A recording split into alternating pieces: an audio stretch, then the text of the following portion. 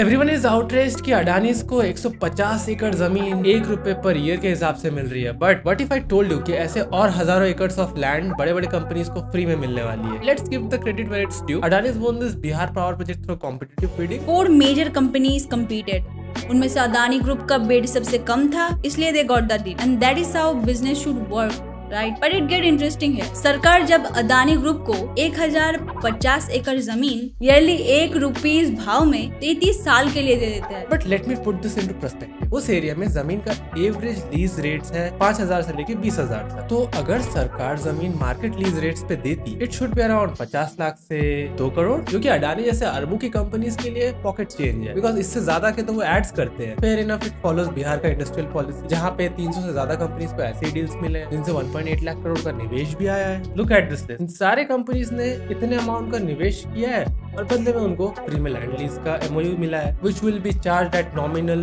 rates of ₹1 or given practically free. And it is about creating job and infrastructure of Bihar. पर इधर अजीब ये बात थी, अडानीज की बोली हुई बिड ₹6 पर यूनिट थी, जहाँ पे NTPC आमतौर पे ₹4 पर यूनिट देती है। So technically बिहार के लोग will pay more for the same electricity, while Adani got the land practically for free. And what happens after 33 years? क्योंकि लीज पीरियड है, क्योंकि आमतौर पर कोई भी solar power plant 25 to 30 years ही चलते हैं। And the competitive bidding might be fair, but क्या लैंड डील सही में बिहार के रेसिडेंट्स के लिए फेयर थी? Want the full breakdown research of this? Write down in the comments and give us a follow. I will send it into your DM.